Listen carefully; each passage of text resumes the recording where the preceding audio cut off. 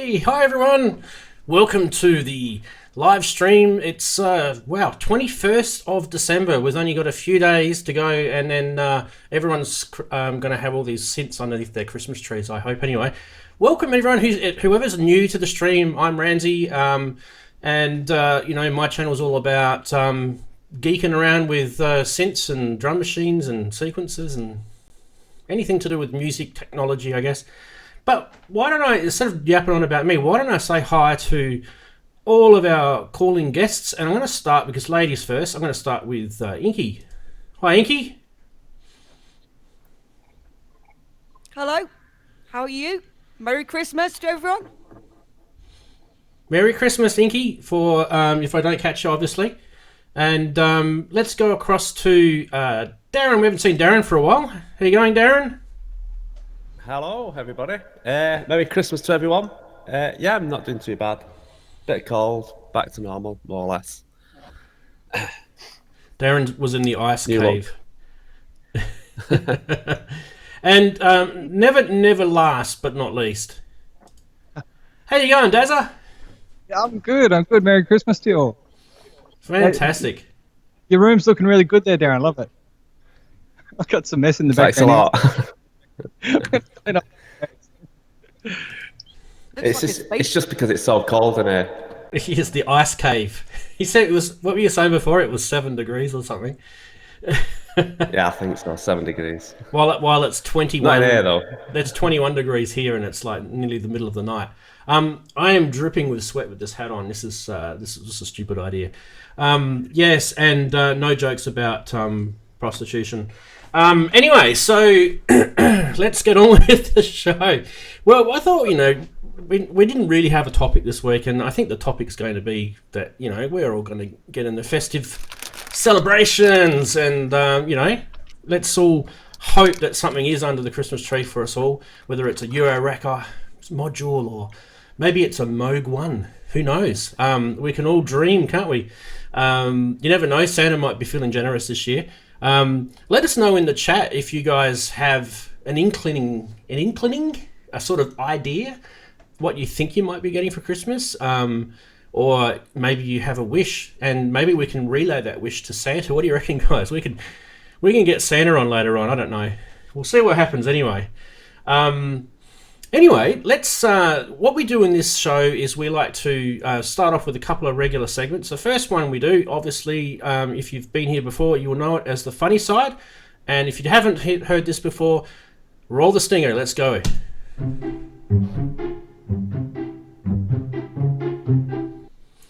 Welcome to the funny side, where, as it says below, stranger things can happen. And I think that was when I originally put that up. That was a bit of a play on word to that TV show on Netflix. But anyway, yeah. So here we go. Some memes that I've caught up with over the week. People see Christmas trees, but I see kick samples. I'll just make that a bit closer. Don't you reckon they look like kick samples? That's quite good. Or snares, maybe. Anyway. It could look like something off a Lara 8. It could be, yeah. Jeez. I'm warning everyone who's in the chat, these are really, really, really lame, these jokes, okay? So think dad joke sort of level, but worse, okay? So just preparing you. Here we go. That was around last year, that one. Yeah, I copied it. Okay, next one. I thought this was quite good. Let's get that a bit closer. Thank you for all the great acid sounds, but not you. If you're wondering, the not you, it's with Roland's.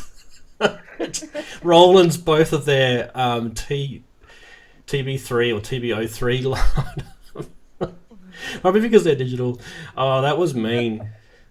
I like that though. Sorry, I shouldn't laugh so much. Okay, moving right along.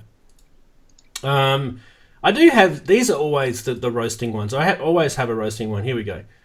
So you get heaps of ideas, and this is a little Venn diagram, right? You start a new project, you tell people about it, and you go right back to getting heaps of ideas again. And somehow we all seem to finish never getting that finished project happening, do we? So anyway, I just thought everyone is feeling right now, Rands, why are you so bright all the time? It's just so mean. Why do you have to be so mean? But that's, you know, truth hurts, is what I say. And did everyone see the banana duct taped to the wall? Did everyone see that? So didn't he buy it for 150 grand or something? So you know, someone's duct taped a monotribe to the wall, hoping that maybe he could get 150 grand to support his music habit. I thought that was pretty clever. Maybe it wasn't just a music habit, but anyway, I don't know if you guys get that one or not. But anyway, duct taping bananas to the wall was the theme on that. So, quick reaction, guys. Was that the lamest funny side you've ever seen? Please let me know. Not the worst.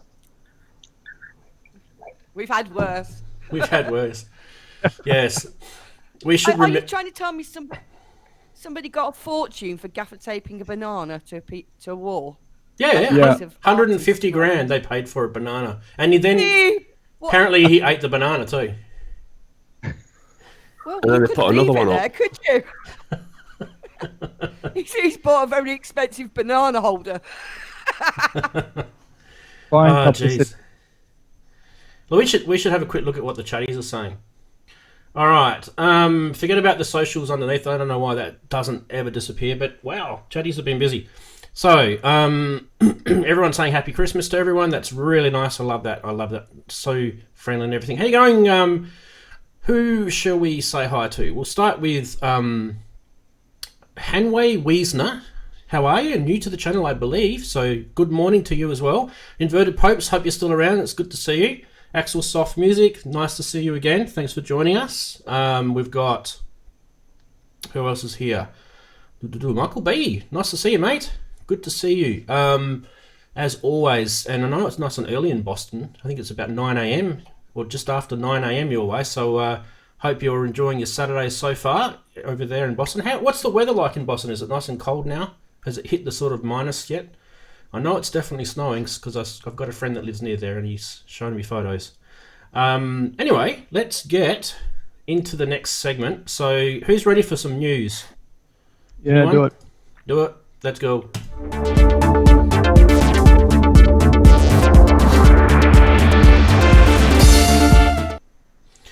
Okay, welcome to the news.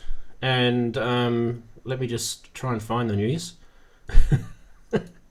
Because I've got so many memes open right now that I've forgotten to open the news. There we go. First one off the ranks. I actually posted about this, and I think a few other places posted about it pretty soon after. Apparently some Polish retailer is advertising this Moog Subsequent 25.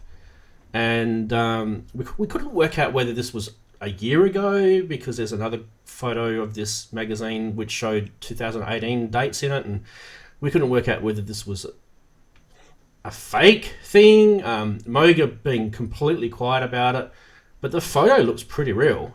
I have to admit, that photo looks definitely... Let's get a bit closer on that. That looks pretty real. Anyway, so they're saying it's around about $1,100 US. And it's, you know, it's going to be duophonic, paraphonic duophonic, and you know, it's the same sort of oscillator setup as the normal Subsequent 37. And yeah, so I thought that'd be interesting. If they do it, it kind of is along the lines of the Sub Fatty, isn't it, guys? So who's eating? Yeah, that's me. It's not me, I've got myself muted. It's always Darren, he's always got something to go. It's always got something munching away. All right, we'll move on from that one. There's nothing really to show other than that, and there's another graphic, but that's the same thing anyway. So did anyone hear about that, the Subsequent 25? Anyone got any more news about that? But if you don't, that's fine, we'll move on to the next one. The next one is, well, this is just a pic of an ARP 2600, an original ARP 2600. And I mean, obviously, the real news here is that Jean-Michel Jarre has actually gone and told everybody. He's kind of spoiled it for us all, hasn't he? He's gone and told everyone this. Let's go to the video, and let's take off the ARP 2600. Here we go. The baseline of the beginning of Equinox 7, what instruments was used? Do you still have it, and can you replicate the exact sound? Yes, the sound has been done with the ARP 2600, and you had 3 models. The ARP 2600, the good one with the good filters, is the one with the gray lettering. The orange one doesn't sound the same. And the very good news is actually Korg is going to release a real clone of the ARP 2600 beginning of next year, and the real size, not like the first ARP Odyssey they did in a smaller version, but the real one-to-one version of the ARP 2600. And apparently it's working with the people who did the original design. So I'm very impatient to wait for this. And of course, this will be much cheaper than the original ones that you can find on eBay. It's becoming crazy and expensive. So this is something that's going to be a big release for 2020 in terms of electronic instruments. Well, there you go. News from Jean-Michel. Merci beaucoup. Très bien, Jean-Michel. That was pretty good news, I thought, for those playing along at home and didn't follow anything that he just said. He's basically saying that Korg are going to be making one of these. Now, whether it's going to be exactly like that, or whether it's going to be something similar, something modern-ish, he did say it's going to be full size, and he did say that they're not going to make it like the Odyssey where they made it 80% or anything like that. And he did say they're working with some of the original ARP people, which is the same as when they did the other Odyssey. They're working with the ARP people, so it's probably going to be a faithful recreation, I think. Anyway, let's get a quick reaction from our guys here. What do you guys think of that news? Who wants to have a go first? I had one of those when I was in high school. We had a really good music teacher, and I think he loaned one of those from another school, so we had the use of it for a couple of months. May not be the exact same model, but the same size, and I know there's different models. I wonder if they'll put a sequencer in the new one, like they've done with the clones. Yeah, someone's got audio coming back through again. I don't know who it is, but we can hear ourselves. Anyway,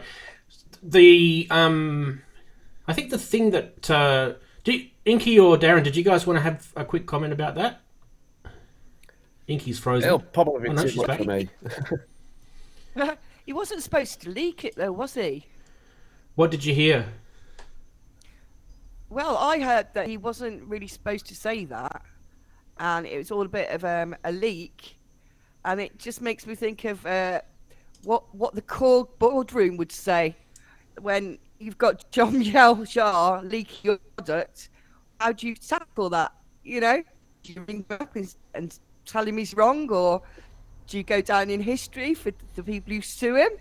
I mean, how, there must have been some kind of phone call that, sir, we're not sure you should have quite said this at this moment in time. I'm thinking about that. Yeah, I think Jean-Michel would have enough money to buy Korg, so I don't think he'd be too worried about Korg getting their knickers in a twist. But Darren, I didn't hear what you said before. What was your?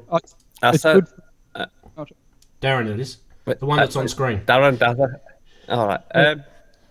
Yes, I've got no room for it anyway. But I bet it'll be good. And Jean-Michel Jarre's using them, so I don't think they'll be bothered. Actually, it might do him. Might ramp up the anticipation for it. So yeah, I think it'll be fine. I think it was deliberate. I actually think I think it was kind of one of those deliberate things, because we know that Behringer released photos of a circuit board and also a printed panel, didn't they, earlier this year? In fact, I might even see if I can dig that up in a sec. I've got a copy of that. I'm sure I did it on news in one of my streams. If you guys can remember, I showed the photo of the circuit board and the panel of their 2600 design, and it looks it looks like completely different to the original anyway. So anyway, They- yeah. They may Yeah. like him. They may like him. Well, I've got too much reverb on that. They may like him accidentally saying it anyway, because if they're not careful, Behringer will do one, won't they? So Well, they are. if they get it out first, Yeah, they are. that's what I mean. If they get it out first, that Korg are doing the original full size, working with the original people, it might take it away from Behringer a bit. It might, and like we were saying before, I think Behringer's one is going to be kind of a lot different in the sense that it was kind of Euro-racky, wasn't it? Let's see if I can find the photo. I know I definitely showed it on the stream, so whether I kept it or not, that's the $60,000 question. Ooh. No, that's not it. Oh, geez. How many photos have I got in here?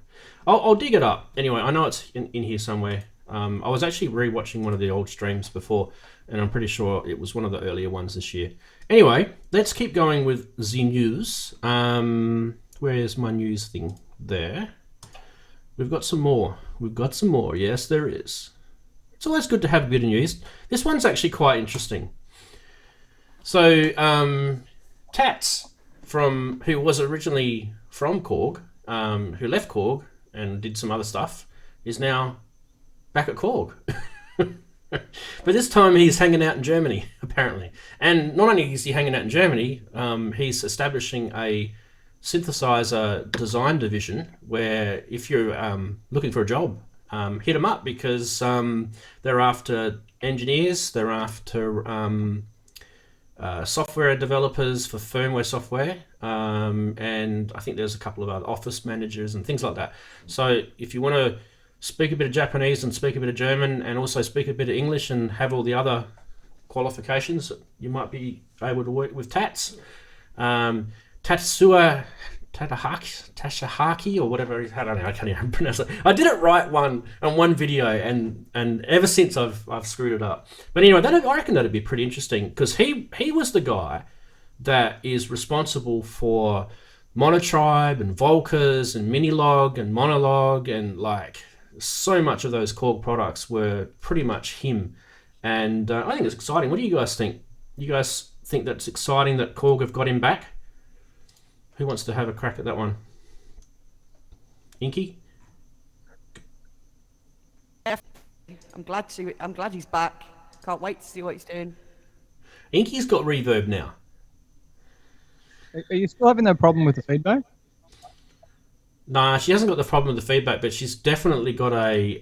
Let's look at her internet connection's a bit crunchy. She's looking 8-bit at the moment. Look at the video of her. It's 8-bit.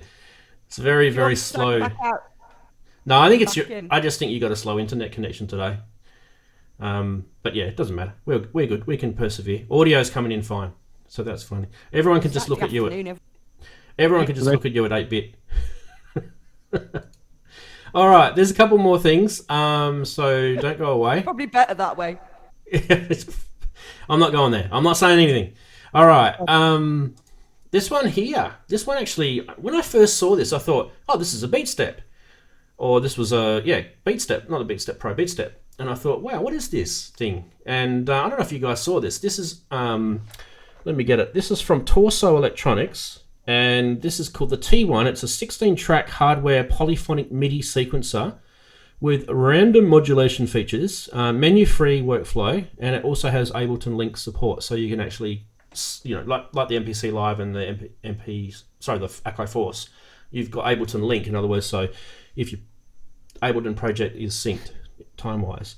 So, but I think that Ableton Link is actually probably the highlight of this. I actually think that's the highlight of this. Don't forget, it is a MIDI controller, so that it doesn't really sort of play any tunes itself. You plug gear into it. But there is a little video, only goes for 1 minute. So I always risk getting flagged by the YouTube police for showing videos, but I think it's important that we show them. Anyway, let's go and show this video. And I need to turn that off, don't I? Well done, Rance.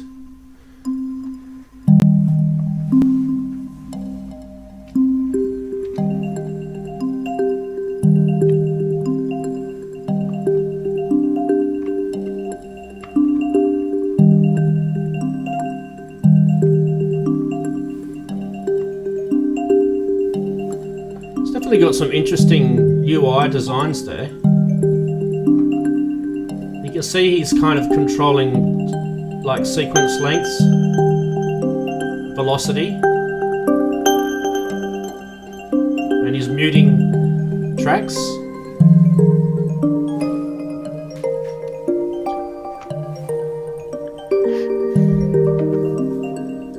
Anyway, that's enough of that. Quick sort of reaction from our guys. Who wants to have a quick reaction on that one? I like that. Darren? Yeah.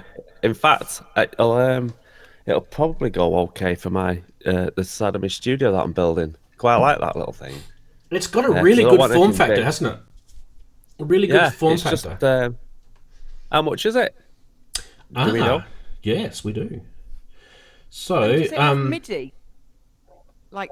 Yeah, I couldn't get a photo of the back of it, but I'll tell you the features. Okay, so let's go back to here and bring up the photo again, the crappy photo. I like crappy photos. Okay, so 16 polyphonic tracks. It's got now tell me I'm wrong pronouncing this, but Euclidean rhythm generator, per track note division, note repeater. Yeah. It's got a melody generator, timing and dynamics grooves. I remember saying that word at school and got in trouble for it. Anyway, pseudo-random modulation, temporary and global parameter changes, autosave. Autosave is cool, right? How many times have people who've used Beat Steps and Beat Step Pros have gone, the power's gone off, or the USB cable's come out and it hasn't saved anything, or they've forgotten to save it. I just go, anyway. You just go, anyway. 8 banks per project, 16 projects, 18 encoders, we can see them, 23 RGB backlit silicon keypads, USB 2.0, 3 MIDI 3.5mm jacks, in, out, and through. There's your answer there. So they're the MIDI, the 3.5mm style MIDI. Ableton link via Wi-Fi. So it's got a Wi-Fi chip in it, wow. So it's not plastic, it's an aluminium casing. And it's got a matte black finish. Yeah. And those knobs are very similar to the knobs on like the Strymon Big Sky pedals. Kind of that sort of style. Yeah. Nice metal knobs. So there you go. Geez, we gave that one a bit of a rap, didn't we? That is the Torso Electronics T1, and the price is to be announced. I don't know. I don't know the price. Sorry. Well, that's it. I'm going out. See ya. Bye. Yeah, I'm coming with you. Offworld wants me to tell us all about it again. Just rewind the stream, matey. We're not going to go through that again. Oh my god. Especially since we don't know the price. Since we don't know the price. And we're all like, yeah, for this price, for that price. I haven't bought my Christmas present. I thought, right, that'll do. He's going to tell me the price, and I'm going to go and get it. But no. Well, I'm on their website now, on the torsoelectronics.com, and it's called a T1, and it just says get notified. It doesn't say anything about prices. So don't shoot me, shoot them. If you want to know, you can send them a nasty message and say, oi, where's your price? Anyway, let's move on to this next one. The next one is, I love these little ones. These are cool. This is like right up my alley. This is a little DIY kit again. I love these little DIY kits. This one's called MIDI-Fi Loop A. It's a new polyphonic MIDI sequencer, and you can see it's pretty sort of DIY there. But anyway, it's a sequencer that holds 36 MIDI clips, and it has a matrix of 6 tracks horizontal and 6 scenes vertical. And offers in total 6 polyphonic. It has optional dynamic quantization. It allows you to arrange a song live by switching through 6 scenes, and it includes individual mutes and unmutes. Individual clips can be scrolled, zoomed, length changed, stretched, and more. And the unit offers a looper approach. So Dazza. This one's got a bit of a looper approach to it. So that gives you the ability to overdub without erasing existing notes. So on the connection side, you get 2 DIN MIDI and 3 out ports, sorry, 2 in MIDIs and 3 out ports, allowing you to control multiple gear, which I think is pretty good. And the other cool side of it is there's USB MIDI as well. So you can actually, control virtual, VSTs and stuff like that. Now, does this one have... I'm just gonna let you know if this has got a price or not, because you guys are going to slaughter me. Okay, this one is around 210 euros. Okay, and that's including the acrylic case. Now, the photo in that one there doesn't have the case. That one that you can see now is 169 euros without the case. But this one here, if you're really, really interested, is the case. Let's turn off the other thing. I always do that. There we go. Now, I don't know if I want to play that video. It's a 2-hour video, guys. What I'll do is I'll link it into the description below.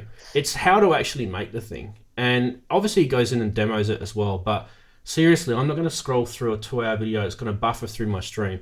I just think I'll link it in. You guys can check it out. I had a bit of a look. It's pretty cool, actually, this thing. I like how you can see how it's got those little feet, and you can kind of screw them back so it sort of tilts the case up. I thought that was pretty neat little design. By the way, it's pretty small, so that's a little OLED display there.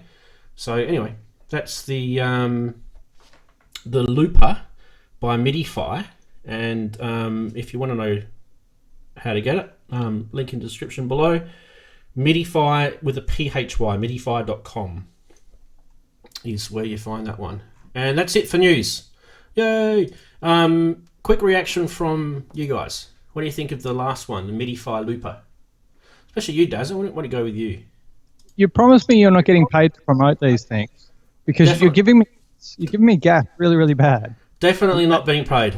No, and I wish I was, because I've got expenses. But anyway, Midify, if you want to send me some money, send me some money. Sounds good. Awesome. Yeah, especially if you're live with it. But tiny fingered synthesizers are really drive me nuts. I've got big, clunky hands. Those buttons, just to sort of, those buttons are big enough to put your thumbs on, so they're pretty big. It looks like a typing keyboard, QWERTY. Yeah, it does a bit, doesn't it? And Inky, were you interested in something like that? Do you think? No, I've not seen this. I might watch a video after this. I think it's You've quite got 2 hours. Yeah, I've got nothing better to do. Nothing better to do. I mean, I think it's quite good because it's portable. Looks like it's got proper MIDI DIN as well.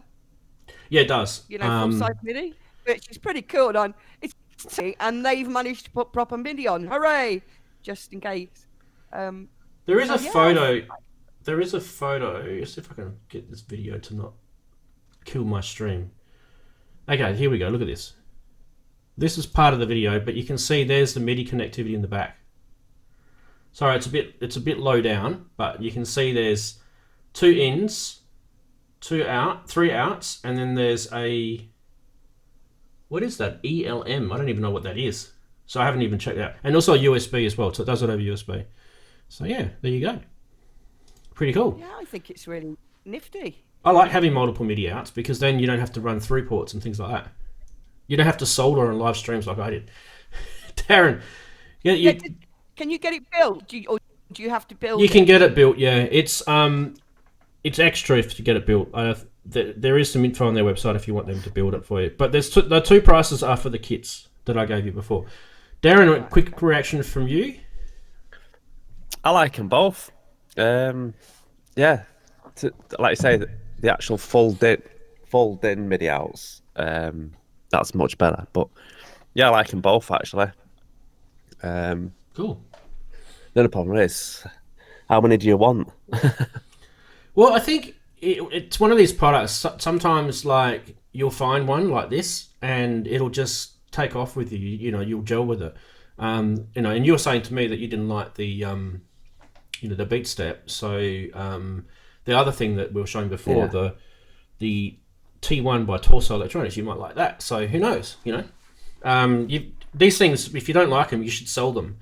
and then that should then fuel the next purchase, basically. And the difference in price from you buying it and selling it, you could put that down to rental. That's how I see it, anyway. As he sits there with a Beat Step Pro start. Yeah. Just let's just make that bigger for everyone. There it is, there above his hat, right above his hat. Oh. He loves that. He sleeps with that every night. Everyone. Okay. Yeah. Let's not do the stupid jokes. All right. So next segment is the price watch, eBay scammers and stuff. And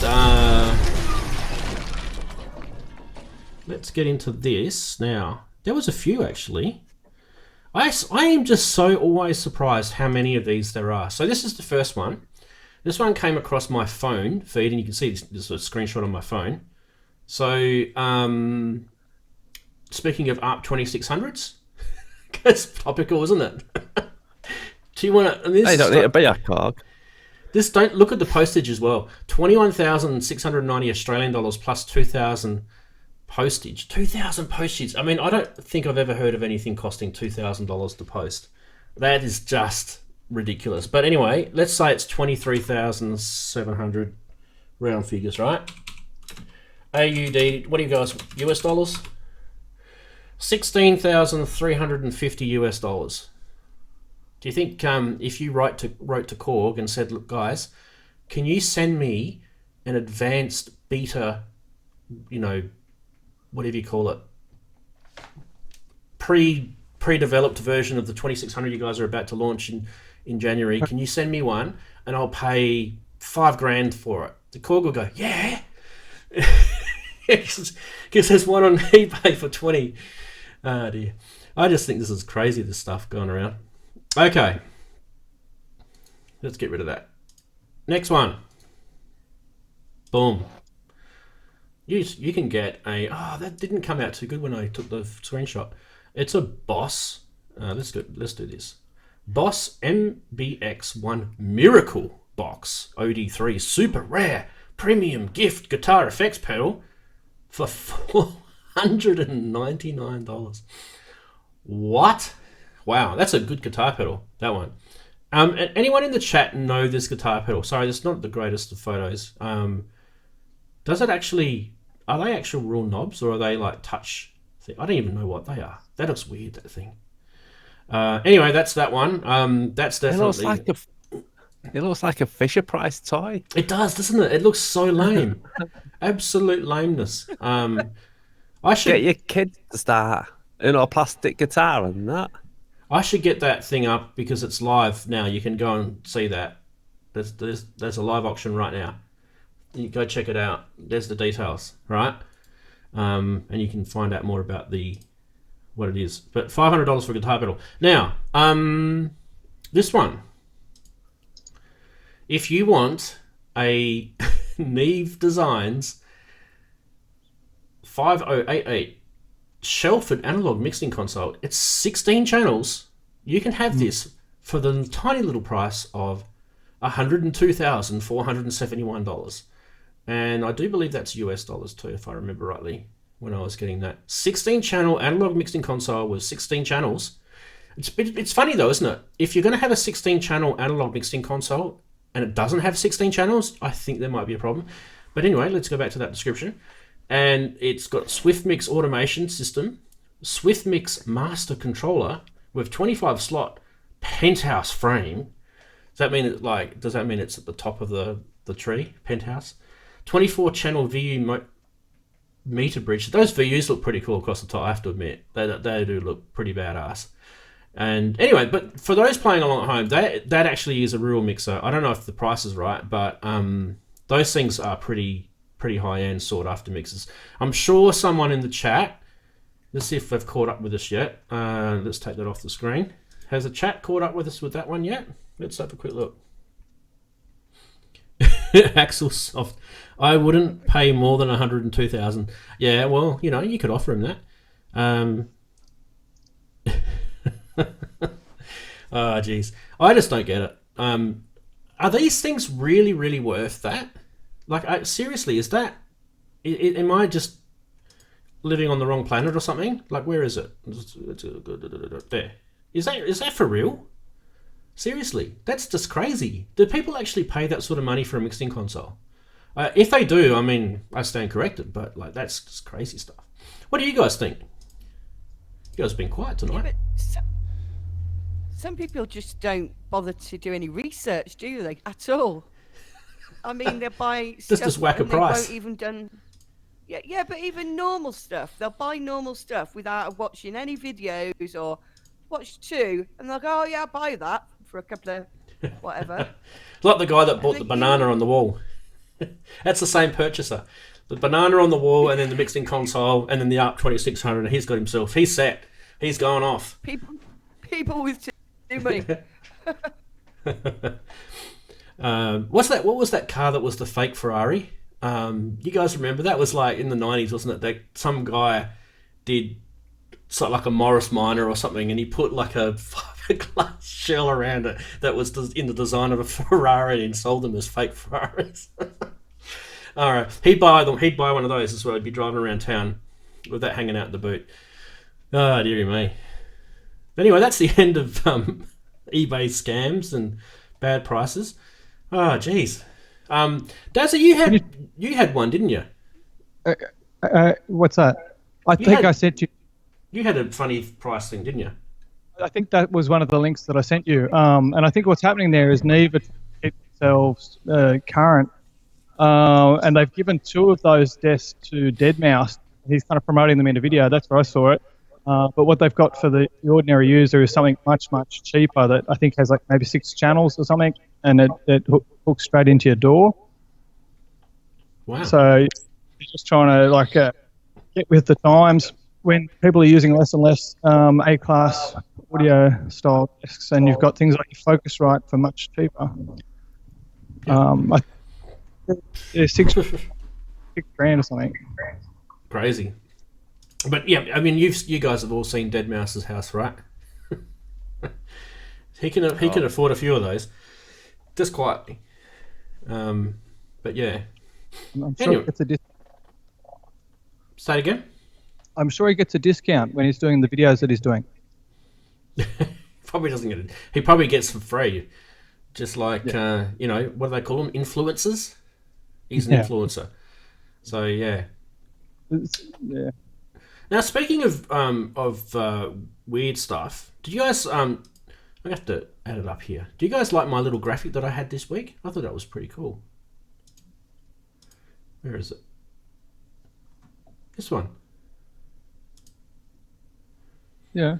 That's actually a photograph of my Ableton Push, and Christmas tree. Yeah, I actually sat in Ableton and did green and red projects, little clips. I actually sat there and took it with my phone. True story. So I thought that was I did that just for you guys because I'm nice like that. Trying to keep in the Christmas spirit. Thanks, Franz. Thanks. We appreciate it. Yeah, I feel like more effort. Henry Wiesner is asking us when's the next time we're going to talk about the MX1. Well, you got 2 MX1 people here. The 2 of us up the top, Darren and me, both have MX1s. What do you want us to talk about? Ask a question. Ask away. The 2, yeah. This one here and this one. No, that way. That this one one there. here. I'll just punch him. No, that way. I'm the opposite way around, aren't I? It's hard, isn't it? Like trying to reverse your head. Your brain. Yeah. It takes a while for your brain Cameras to get on used to there. it. Yeah. Yeah. I was wondering about the VT4. Ah, that's not the MX1. That's a different product. MX1. Who's Well, got- the MX1's noisy. Let's put it that way. Who's got the VT4? You've got the VT4, haven't you? No, I've got the VT3. Oh, you're the same as me. Okay, cool. Who had the VT4? Yeah, so I'll throw that over. I thought one of you guys had the VT4. No, someone else on the chat had it. I can't remember who it was. Oh, okay. Anyway, the I did get one. The VT3 and the VT4 are pretty much the same when it comes to connecting it to the MX1. So he's wondering about bus power. So you can just plug it into the USB 3 port. There's 4 USB ports at the back, and you can just plug it into the one that's labeled number 3, which is bus powered, and then you don't need to power the VT4 or the VT whatever or any of those compatible IRA or JDXI or any of those products that they list. So you can plug it in. And why they didn't power all 4 of them, I'll never know. Axel's asking, does the MX1 have enough output on the USB 3 to power the VT? Yes, it does. Yeah, it's completely compatible with the MX1. So definitely, if you haven't got a VT4 or if you haven't got an MX1, go to a store and try it out. Yes, the new MCs, the MC101 and the MC707 are also compatible with the MX1. So there's a little scoop, and I believe the new Jupiter XM is as well. Someone needs to confirm that, because I've been waiting for. I've got a mate who's getting one. I'm waiting for him to actually test it out. He's an MX1 person as well. So it's coming in the mail. Cool. Hope you get it just before Christmas. That'd be awesome. So I had something come in the mail the other day. I posted it on my social media. I'll share it with you guys, because you guys will. There's a few of you people will know what this is, and a few people will not. So yes, it's in a little anti-static bag, but I don't know if the camera's going to pick this up or not. Oh, it's his problem chops, is it? I don't think I'm going to get it to focus on that. Microchips. There you go. Oh, it's upside down. Oh. So they are little XVIVE MN3009, and Darren, you should be paying attention to what that means. Guess what they are? It's going in. Yeah, it's going in your build, isn't it? So they're Bucket Brigade delay chips that are the exact same Bucket Brigade delay chips that were in a Roland Juno 106 synthesizer. So watch this space, people. What am I building? Does anyone know what I'm building? Nobody? Crickets? Bucket Brigade delay pedal. No, a chorus pedal. Yes. Oh yeah, that was close. Same as voila, the Juno. Same as the Juno. Now, I'm going to give him a plug. I haven't got the gear from him yet, but the guy that makes this, it's a kit. His name's Alpes Machines from Parlez-vous Français. Wonder if he's mates with our mate Jean-Michel. Let's get his website, alpesmachines.free.fr. Wonder if this will come up on the interwebs. Doop, doop, doop. Sorry guys, I'm just trying to load his website and it's waiting. Alps Machine. I think it's probably alpsmachines.net. Okay, let's get this up. Beep. All right, so alpsmachines.net, and then this is the analog. The 106 chorus is what we're going to do. This is what I'm getting. Just waiting for the. It's a massively fast website. This one. There it is. There. That's what I'm going to be building. The stereo 106 chorus. So basically, what he provides us is all of that stuff, and I have to put the Bucket Brigade delay chips in, and you get it as a kit like that. It's a pretty big job. I don't know. That's a pretty big job. It looks nice, but I just don't know whether I can be bothered making it. No, look at it. I don't. So- it's not that I probably couldn't. It's just that I don't have that much time to spend making something rather than making music. So the price he charges to build versus what he charges to sell it as a kit, it's quite massively different. In fact, I was doing some research on a Eurorate module. I'm going to get maths, Darren. So I'm going to get the Make Noise maths one. But I was actually looking at the Belfaco Rampage, I think it's called, because you can get that as a kit, but the kit is so complex to build. It costs you an extra extra £150 to get the actual thing built for you. That's how complex it is to build. So someone's obviously going to be spending a few hours behind the soldering iron to build that. So I'm just going to get I'm just going to get the maths. It just comes built and ends up being cheaper. But yeah, so this is going to be a pretty complex build. Do you know that's something I haven't actually got in that system there is the maths? You've got one up there? No, I said that's something I haven't actually got in there is the maths. I haven't got one. Yeah. So it's the number one selling Eurorack module in the world. That's why I didn't go for it. Yeah. There's a reason why it's the number one selling Eurorack module. And that's because basically it's like a toolkit that you can do a lot of stuff with. I'm not going to go into it, but you know, there's a couple of good videos on the on YouTube. Look at the Loopop one on math. There's a good one, and also there's a future music one. Who's that guy from Source Audio? Inky. Who's that guy from Source Audio? It's really good at doing demos. Melodies or something. What's his name? Mila Melodies. Yeah, that's him. Mila Melodies. Yeah. What's his name? Alex. Yeah, that's him. So he did a really good video on the maths. It was a long time ago now though, because it would have been maths has been out for about 6 years, so it's quite an old module. But still does perfectly good job. Anyway, we're digressing down sort of a rabbit hole. But that Stereo 106 chorus is that's why there's two MN 3009 bucket brigade delay chips, because it's one for each channel, left and right. So it's going to be fun. And when I finish building it, I'll demo it on the channel. So are you going to start a Eurorack case, Rance? That one actually is a pedal. So, but the make noise math I've ordered, and that will go in the case. I've got room for it in that case that I've got there. The Behringer one, is that what you're asking me? Sorry, I didn't actually understand what you asked me then. No, I just noticed that you posted about getting the maths, and I wondered if you were going to start a new case or if you were going to get more into modular. I've got room. Yeah, I've got room in that case that I've got already for the maths. So it's only 20 HP, so it should fit. Be very careful. But I am interested. If you go into modular, you're going right down that rabbit hole. He just wants to play with his reverb. He's like a little boy. Rack there, Darren? Sorry? Have you got enough space in that empty square you've got? Will that fit maths in there? 20 no, it HP. won't quite fit maths.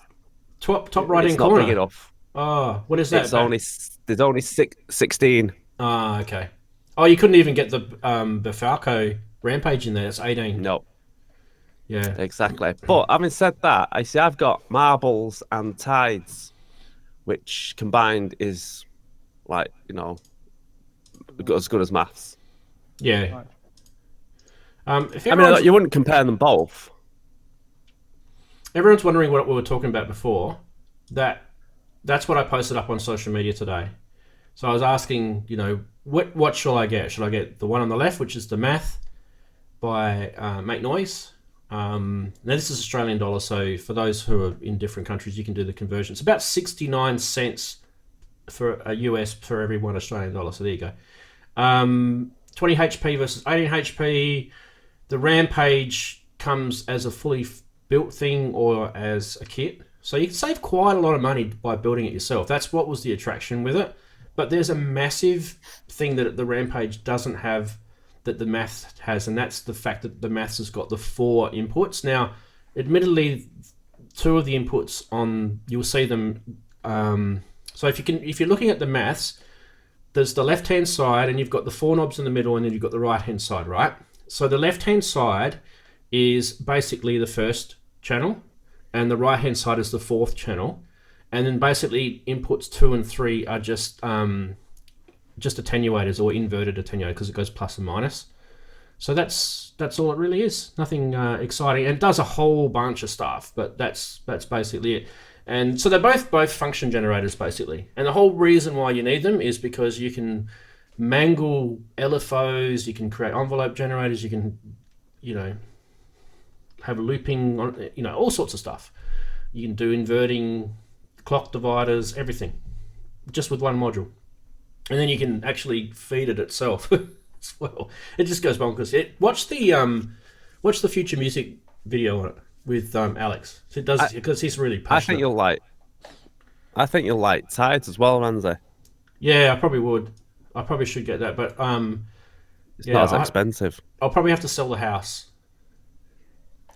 I'll just have like a block of land and then just my Eurorack case and a generator. You see, that's the problem with Eurorack. They need to make Eurorack with like a roof, just so shelter. Yeah. And the thing is, you stand in front of it, creating lots of great sounds, or sometimes not so great sounds, and time passes you, and before you know it, you've done absolutely nothing except just a lovely ambient soundscape that you forgot to record in the first place. Fantastic. But you're having fun. So That's true. That is true. All right, so let's get on to the topic of Christmas. And while we're talking about Christmas, why don't we talk about? I'll start. So we'll talk about 2019. It's getting close to the end. What have we got? 9 or 10 days left. Oh. Right? Not much can happen. Famous last words. So let's talk about 2019. Let's talk about what did you guys hope to get for Christmas? What are you guys? Are you going to wait for the Boxing Day sales or end of year sales or whatever, New Year's sales?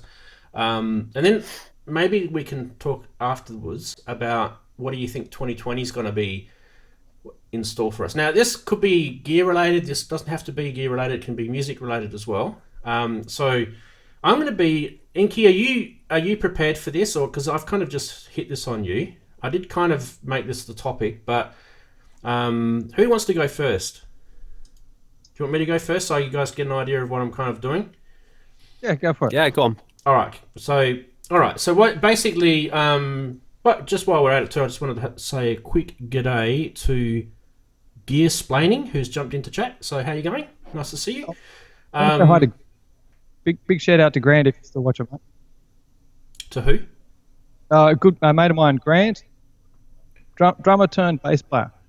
Also, yeah, I just noticed there's while we're talking about chatties, there's a guy called Yom Yestreen is in the chat too. Haven't seen you before, so that's nice to see you jump in the channel. And yeah, so anyway, we'll keep going.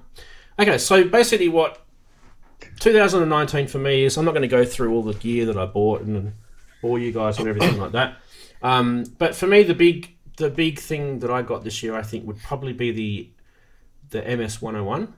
I really enjoyed that. Like, I did get a VC340 as well, the string machine, but I think I really kind of gelled with the MS-101 because I always wanted to have an SH-101. Never been really, never got on the boat of the SH-101 early enough, so I missed the sort of early cheap prices, and then by the time I was interested in one, they were going for exuberant prices, and they still are, which is why I do my little price watch on the stream.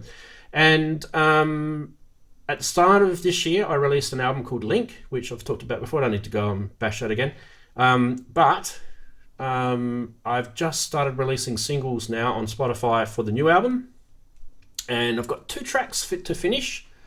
And then hopefully around the same time, early next year, so it'll be probably second week of January, I'll have the new album to be released from me. So whilst I've been doing all this stuff, I have been producing music. So that's the good news from my side. And I think hopefully you guys can take, if you're not doing music, take that from me. I think it's the most important thing that you could all be doing. Whilst we talk about gear and get all sort of gassy about all this stuff, make sure you produce music, because that's the most important thing. That's what gets us all kind of creative and everything. Now, so that's me talking a little bit about 2019 and a little bit of 2020. In terms of gear, I think I'm going to do a bit more Eurorack stuff next year, and I definitely am going to be getting a ARP 2600. Nothing's going to stop me from getting that thing if Korg bring it out. I don't know if you guys have got a top 5 wish synthesizer list. That's always been up the top for me. Speaking of ARP 2600s too, I saw Star Wars last night at the cinemas, the new Star Wars movie. I don't know how long it's been out in your neck of the woods, but R2-D2 was on it, and obviously they used the 2600 to make him talk, so There you go, a little segue for that. All right, who wants to go next? I don't want to bore you guys, so who's ready? Inky. Inky's busy That's typing. Inky's on the phone. How was 2019? How was 2019? Go with you, Dazza. You go. It's been an interesting year. I've been developing a lot this year. I feel like next year will be starting to take off a whole lot more. There are things coming into place for me that are really going to accelerate. I put a video out today and I put the name on it, gaining momentum, because that's how I feel about things. I've bought hardly anything this year. I've just been trying to develop my skills. Hardly anything. You got an RD8. Come on, mate. But that's what I'm getting to. I've been really disciplined with not spending money on anything more than I need. Like I needed cables and things this year. One of my top 5 pieces of kit would have been the TR-808. I was so naive when I started collecting gear that I thought the MC-808 would be similar, but like they're totally different piece. One's digital and one's analog. But what I've always wanted is analog drums. I love the Volca Beats. I got a ton of use out of the Volca Beats, but it's limited. And when this was available, the RD8, I was going for it, and it's an explosion in my life. Now, just pause you for a sec, mate. I think we're getting a slight... Are you guys hearing that? There's a slight issue with his audio. It's just kind of coming in and out. So, I don't know whether it's the connection or whether it's your mic, or you're moving your head around. Just thought I'd let you know anyway, mate. So we'll go back to you. Yeah, cool. What was I crapping on about? Oh, the RD8. Yeah. You know when you get a new instrument and you feel like you've got to grow to a new level to incorporate it? That's what it feels like at the moment. I've got a bit of a learning curve. It's not a steep one. I've just got to work out how the sequencer works. That's kind of confusing me a bit at the moment. The manual is really useless. There's no instructions in the manual of how to operate this thing. So if I need to learn... Welcome to Behringer. If I need to learn something, I have to look at online tutorials, videos. Yeah. But that'll happen, and I'll just spend the next year working on that. But the really big step for me is what I'm doing right now, talking to camera and live streaming directly to YouTube. And I think that's going to be a lot more of my future. I've been looking into StreamYard at Inky's suggestion there. And I'm getting to a point where, I do work with live performance, and I enjoy that. It's fun. And I'll be doing a lot more next year. But one of the really big things I do is these meditations, and it's really about helping people through sound, using sound waves to people. Is that sounding okay? It's kind of is jumping in and out. So we'll pause you there for a sec. I just thought, Sure. While we got you though, but I am actually going to get an RD8. So it'll be pretty soon in the new year. I'm just waiting for something else to come through first. I can't just keep getting things, and I won't have time to play with them because I've got other projects going on. But I will be getting an RD8, and I guess once I get that, I'll, just like I did with the MS-101, I'll do a video on how to use all the features, because I go right into it and just go nuts. But yeah, anyway, and there's probably videos out there already. Anyway, while we've got the chatties, I just thought we'd bring up a couple of comments. So. Is this going to work? The queue is working. Hopefully the socials below me will change. I don't know whether I haven't turned anything on or refresh. No, we've got the wrong one. Okay. Here we go. Here we go. So, Axel, look below me where it says socials. Actual Soft Music says he really wants the UBXA, so let's hope Behringer releases it soon. I believe they're going to do it in 2020, so that's from what I've been told. And Gearsplaining said 2020 is basically out of inputs on his mixer, so it's all Eurorack. Well, I feel sorry for your wallet. So there we go. So if you guys do have some comments, I will flag them if I come across, obviously, when I'm busy doing the stream and everything, I will put them up to talk. But there's other ways of getting around inputs, and you can do what Bird does. He was on the stream a couple of streams ago, and he puts. He's only got a 16-channel mixer like me, 1602 from Studio Live, and he puts stuff through stuff, and that's how he gets around having not so many inputs. So he uses things like a KP3, or he puts stuff through his TR8 or TR8S, I think he's got now, and he uses the side chaining on that. So yeah, so you can get around inputs there. Now, who wants to go next, Darren or Inky? Put your hand up. All right, Darren. Go on in, Kit. Inky. All right, here we go. So this year I've had a good year. I bought the Force and the Mono Station. Next year, I'd like to wake up to a load of Behringer synths, really, on Christmas morning. But since that's not going to happen, she had a dream. I'll be looking at a couple of that usually came down my chimney.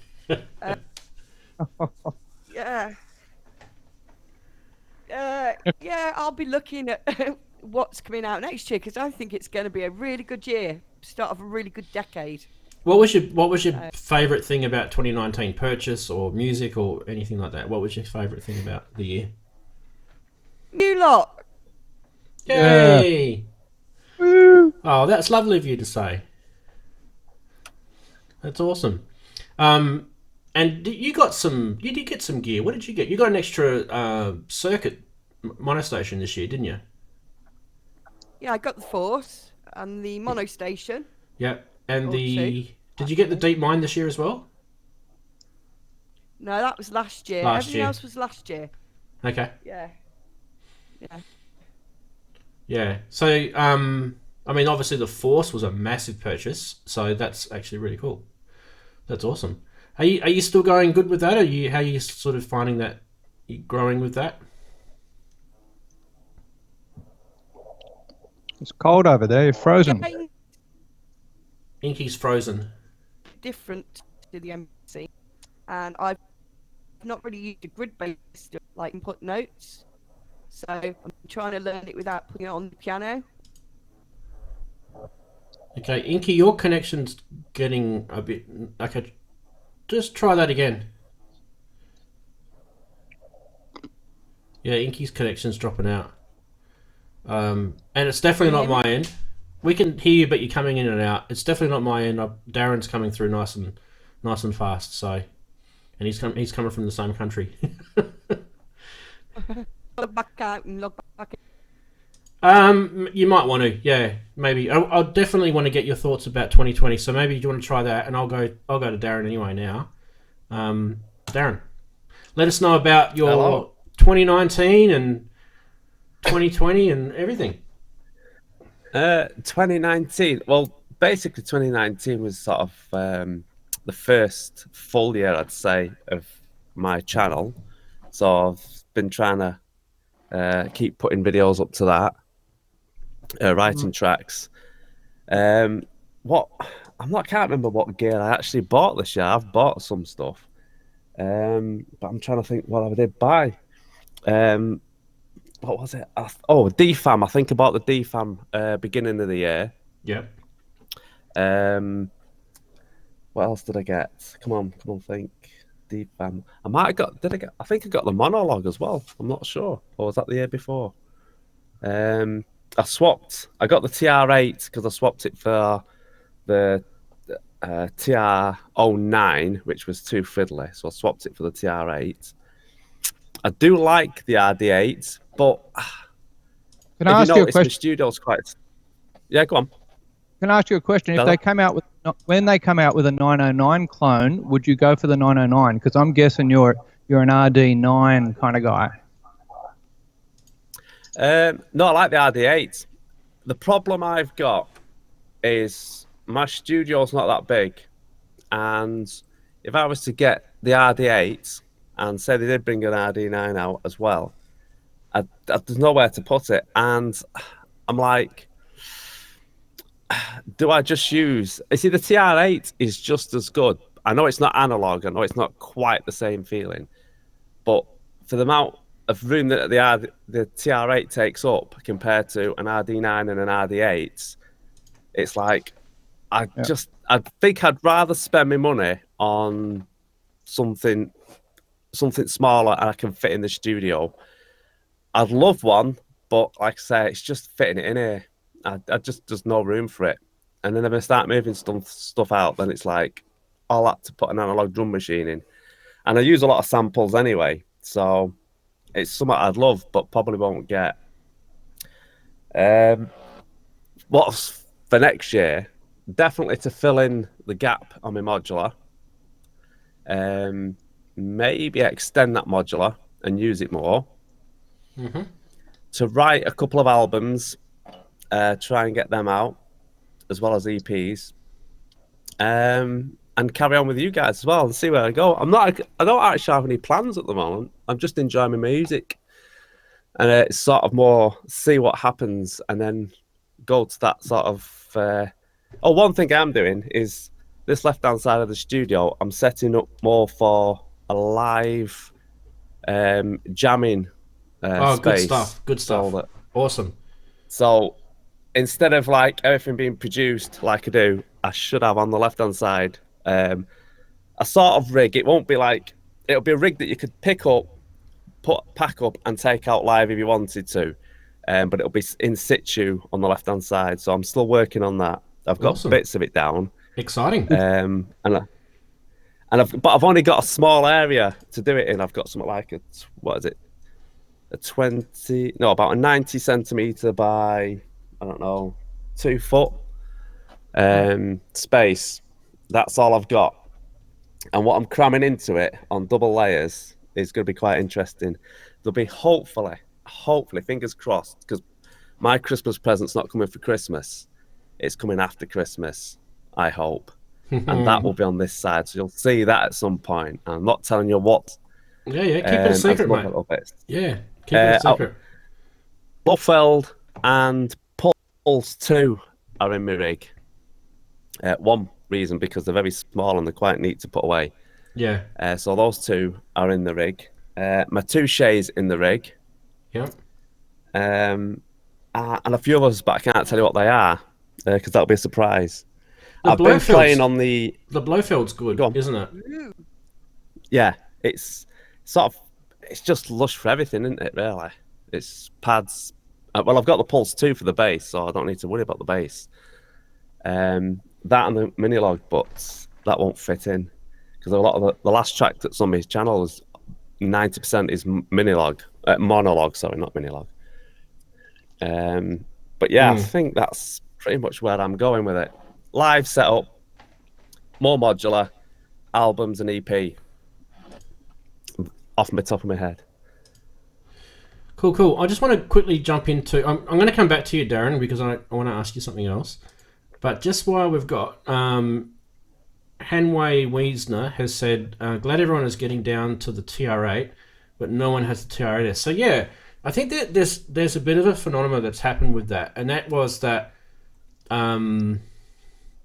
Roland were kind of a little bit cheeky when they released the TR8S, and a lot of people like myself would really, you spent good money on the TR8, and then if you look at the used market, the TR8 is the price has completely dropped.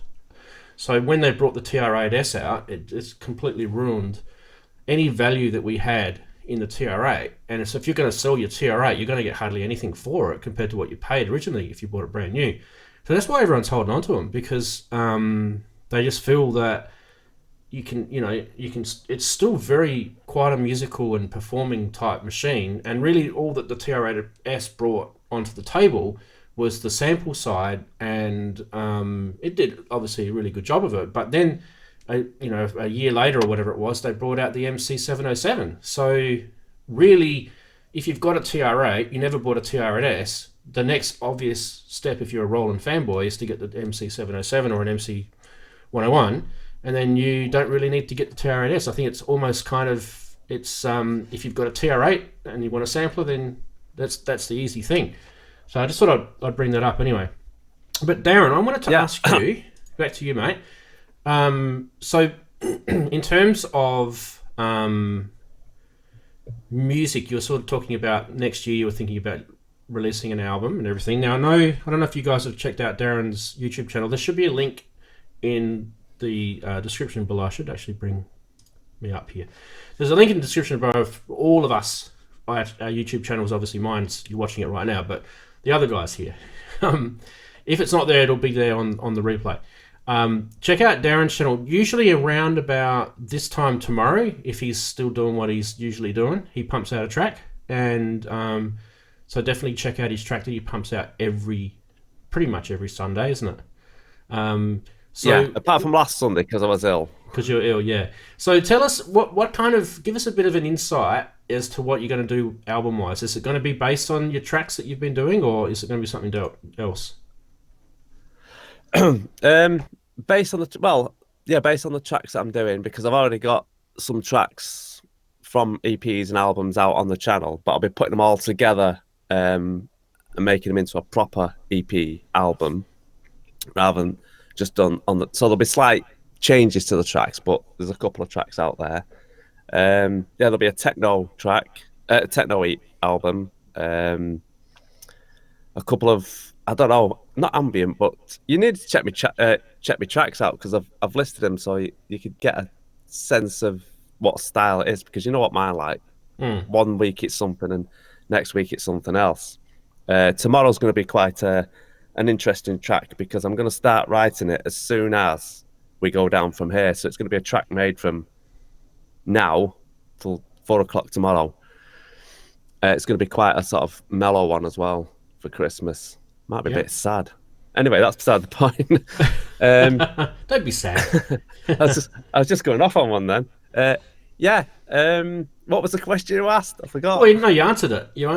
We were asking what sort of music you're going to be doing for your album. Yeah, you answered it. I will say one thing about the TR8 is, like you were saying, when they brought the TR-S out, basically just adding a sampler to what was originally a drum machine, it was like, I'm not buying a TR-S. I've got the TR8, and it's a great box. It's basically what it is a drum machine, and it's good as that. It's easy if you was playing live with it. There's no complex, there's no complex to it, so you don't have to go into menus or you don't have to worry about the samples in it, because you'd usually have a sampler anyway. So I didn't quite get it, and like you said, it just plummeted the price of the TR8. And now a lot of people are sort of thinking, I'd rather have a TR8 as my drum machine and then have a sampler, synth, or whatever where you're going, or even using Ableton Live and your drum machine. So I didn't like the way they did the S. And like you say, they brought the MT707 out, which was just like a combination of the lot, really. Your drum machine, your sampler, your sort of sequencer, and it was like, huh? So I'd keep the TR. It's like I say, it's not worth selling it. I swapped it for, if you remember, the TR09, the boutique version, because it was just a nightmare. It was too small, and I just didn't get on with it. Whereas you got the TR8, you've got the 808 samples, 909 samples, 606 and 707. So it's best of all worlds, isn't it? And 727 as well. And 727, yeah. One thing I've bought, which I will let you see if you can see it. I got a foot pedal. Can you see that? It's a bit dark. Maybe go. Yeah, there you go. Blue. What is it? Blue. Twist it the other way. It's go to the other, right, to the other side. There you go. Okay, so it's a distortion pedal. Beautiful. Blues overdrive. Yeah. Awesome. Nice. Is that going to go with your bass line?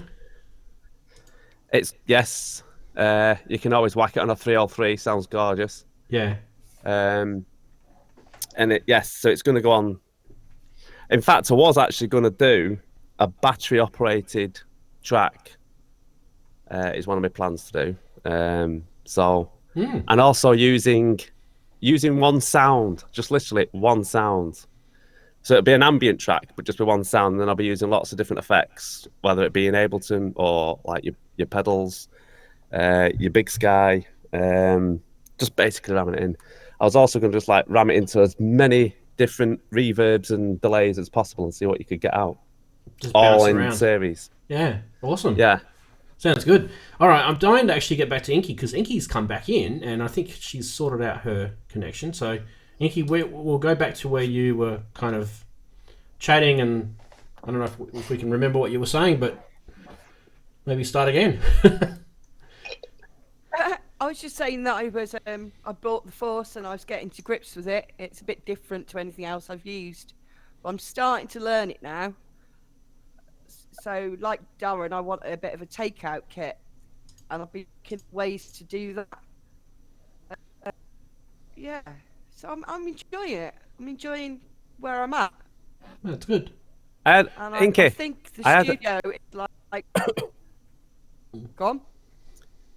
I had a play on MPC Live as well, not a few weeks back.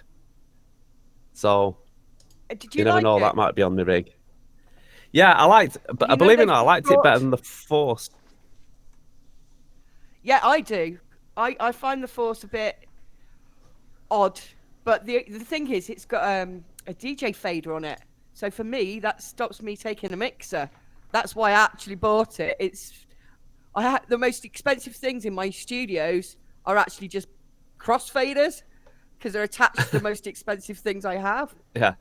But the MPC this week got Ableton control, so you can launch your clips on the MPC, right, and then seamlessly go back onto the MPC and play that without any flaw. Yeah. I think even wirelessly. I can't update mine because there's a problem with the Mac updater at the moment, I believe. But yeah, I mean, it's caused a bit of a riot. A lot of people are moaning, like a lot of people who don't use Ableton, but I don't use Ableton. I still think it's brilliant. You know, I think it's brilliant. I definitely want to talk about that. Can we just put a pin in that for a sec? Because I kind of do want to talk about that before we finish our stream today, because that's kind of like a pretty, I mean, especially for you and me, Inky, it's a pretty big topic, and because you and I are quite well rehearsed with our NPCs, so we kind of know a little bit about it. And I think there's people in the chat that will definitely be interested to hear our opinions. So we'll definitely come back to that. We'll just put a little pin in that for now, though. Inky, back to you. I kind of wanted to get an idea of what your plans are for 2020, and you know, whether there's some new gear coming, or plans for new gear, or plans for albums, or anything like that. And she's paused. That was a good segue, wasn't it? Yeah. Your connection's a bit dodged today. I want to make some tracks, some proper tracks.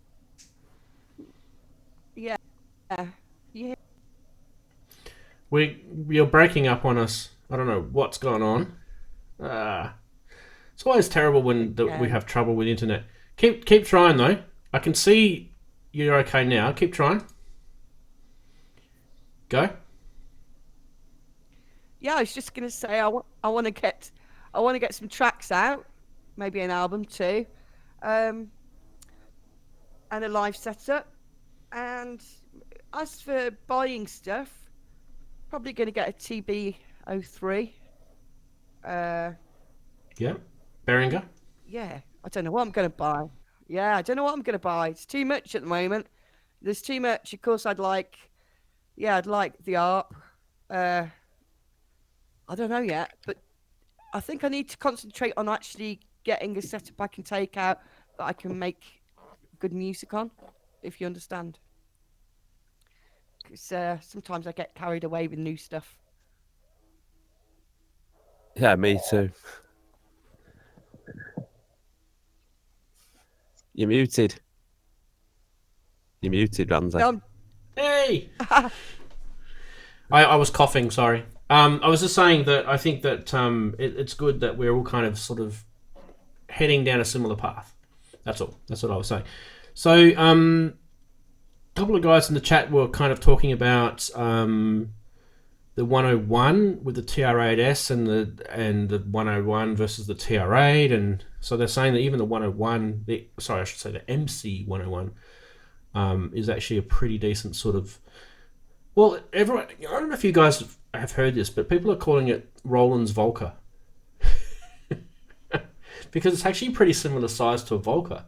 So, but I mean, it's probably a lot more powerful than a Volca anyway. So it's pretty good. I'm kind of curious about them. I'm curious. I don't know whether I'll buy one, but I'm definitely going to go check one out. I haven't checked them out yet. I was offered both of them at a really discounted price by a reviewer. But I just had to say no because I've got samplers coming out my ears, really. Yeah, you know, yeah, so you do. you know, I mean, you know, another, even though it's 300 quid off, it doesn't help me when it's 500 quid more than I. You know what I mean? Axel Soft has called it a rolker. I like that. Oh dear. I wonder if Tats is going to do anything sort of more samply. He just loves that analog stuff though, so I don't know if it's really his world, is it, the sample stuff? But you never know. Korg might put some pressure on him to do some M1. I don't know. Who knows where it's going to go? M1 Volcas. If you're ever wondering what people always kind of wish Volcas would look like, there was a video that I did a couple of streams ago where I showed all the mock-ups that people had posted on various memes over the years. So it was quite good. There was the Casio VL1, I think, was the most famous one that they wish they did as a Volca. I think it was pretty clever. But yeah, anyway, so talking about the MPC, so the new 2.7 firmware. Well, let's get that up anyway. So I've actually downloaded it, akaipro.com. I've downloaded it, but I haven't installed it yet. But what I've been doing is I've been watching all the videos in Key, and definitely been listening to people on YouTube and also reading forums about what's going on with it. But haven't tried it myself. So in terms of what I think it's like, I can't say that yet because I haven't tried it. And it's not because I don't want to or anything like that. It's because I just haven't had time. Okay, so this is if you guys are wondering what we're talking about, this is the update here, the 2.7 MPC Live or MPC X update. Now, if you've got a Force, there's also an update for that as well. So, and what that update is, I'll go back to us and I'll get up the release notes so we can quickly bring it up. Akai MPC 2.7 release notes. Hopefully it comes up in Google search. Yes. Okay, you guys can just see me click on stuff. Alright, so if anyone's ever wondering what the hell we're talking about, it's pretty much the big part of this is the live seamless integration, this part here. So, and I mean, we don't really need to sort of sit there and look at that screen, but basically what it is, it's that you've got your MPC, you've got your MPC X Live or X whatever, and you connect it up to Ableton, and then you can actually switch in a way. It's kind of like the MPC Touch, the one that they brought out before they brought the standalone ones out. That was more like a controller for live, you know, that sort of thing. But it was more like a controller for, not for live. What am I saying? For their MPC software. Whereas this means that the MPCs are now going to be a controller for Ableton Live, but you can seamlessly sort of switch between the standalone hardware and then switch back, and you can launch clips and manipulate various features within Ableton. It's it's not as fully fledged as a push can do, but it gives you, I reckon, it gives you the important things anyway. So it lets you scroll between scenes and tracks and things like that. It lets you, I think you can switch between the what do you call it, the session view and the forgetting the name of it now, the two different views in like the mixer view and the automation view, arrangement view, that's it, yeah, that's the word. And obviously it's always had the Ableton Link side of it, so it's got that in there. But I think the big thing for me is I don't know, they brought out the Akai Force because I don't think they ever really got the clip launching side of the MPC that good. But then they brought a firmware update and they actually did make it good. So if you've got if you're a big clip launcher person and you want to launch clips to your Blue in the Face, you get a Force. But if you just want to launch a couple of clips and you want them to sort of play while you're changing screens or doing other stuff, you do an MPC. Inky. So, well, you can do that in the MPC. The original problem with the MPC is if you went off the track the clips were on, all the clips would stop playing. Yeah, that was the problem. If you went to a drum, right.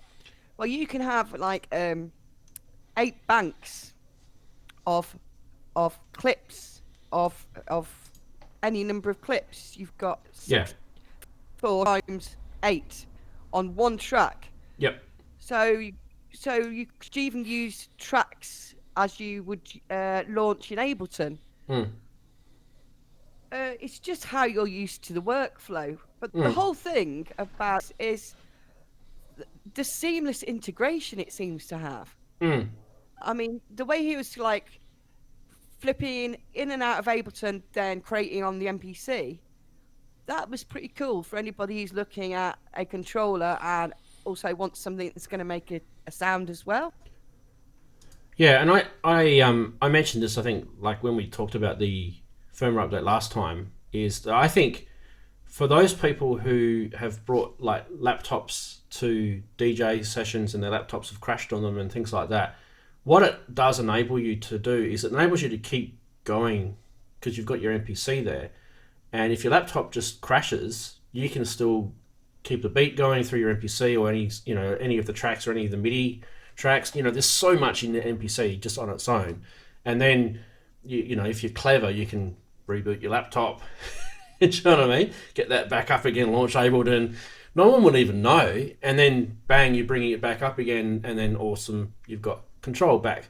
So, and I've seen, there's a video, I can't think of who it was, but I've seen someone show that you can actually reboot a laptop with Ableton whilst this new MPC 2.7 firmware is running, re-enable the Ableton link, and at the whole time your MPC is just continually playing. To me, that's a DJ's dream. Can I? Well, that's a great link. I was just going to interrupt, and that's exactly what I was going to say. So I've been looking on the forums, and there's like people are moaning because it's taken too long, or it's not the update they want, or these products selling because there's been a drop in the price of the Force. It's about £900, right? So people are getting all nervous, and these products aren't going to be supported. And what they can't see is that Akai is part of a company called In Music. It's not the same people who owned Akai a while ago. And Music owned Denon, right? And Denon have just brought out the Denon Prime. So what In Music are trying to do is take over the DJ set from Pioneer. And as a big Pioneer fan, I think they're the only ones anywhere near to ever have done it. Do you know what I mean? Yeah. So they've brought out all this equipment that links to Ableton, that all links together. My Force will directly link via a wire to Denon Prime. So these products are going to be supported for a while because they're their flagship products. Yep. Yeah. So just whilst he was talking, she mentioned that the Akai Force. This is not a free plug for Gear for Music, but it's just a site that if you're in the UK and you want to buy gear, they're pretty good. So £900, which is about for you, Dazza, that's about 1,700 Australian dollars. So I think if you were looking at Store DJ, which is the Australian equivalent to Gear for Music, you'd be looking at around 2,200. Let me just check. I don't think the price has gone down, Inky, in Australia yet for the Akai Force. It's only in the UK. So the UK distributor. Yeah, see, look, it's apparently in America. Because that's who was getting. They were all getting. So there's Store DJ, 2,299 Australian dollars, right? and the price that I can get the Force for in the UK is, what is that, $500 cheaper. Actually, no, $600 cheaper Australian. That's a lot of money. That's about £300, £400 cheaper. That's a lot of money. So I don't know what's going on in Australia. Akai, you need to get your shit together in Australia, mate. Well, people are kind of getting angry because they it's like a quarter off, isn't it? But my argument that price is I've always thought that price is over. That's too much, I think, for that product. Yeah, I think it. But then we're spoiled, aren't we? I mean, yeah, true. I thought the MPCs when they came out were a bargain, so I think this is worthy of a little bit more than an MPC. Oh, definitely. Everyone's moaning. Everyone's moaning, and my argument is you should do your own research, and the day you buy it, you accept what it does, and any more that you get is a bonus. Anything. It doesn't matter whether they missed it or not, unless it's like Overbridge, which was necessary. You know what I mean? But oh wow! So the MPC price is the same as the Force in the UK. I didn't actually realise that. As soon as when you said that they were moaning about it, I thought, okay, that's what they're moaning about. So people, look, yeah, I know what you're saying. If you buy something, whatever you buy it at, you've got to own it. You're happy to buy it on the day. You can't sort of go moaning about what something's. I mean, when I bought the Deep Mind when it first came out in Australia, I had to pre-order it. And it took bloody 6 months for Australia to get it, compared to all these people getting it from Sweetwater and from UK, from the Toman people, and 6 months later Australia gets it. And when it came out, I'd pre-ordered it through those people that I just showed before.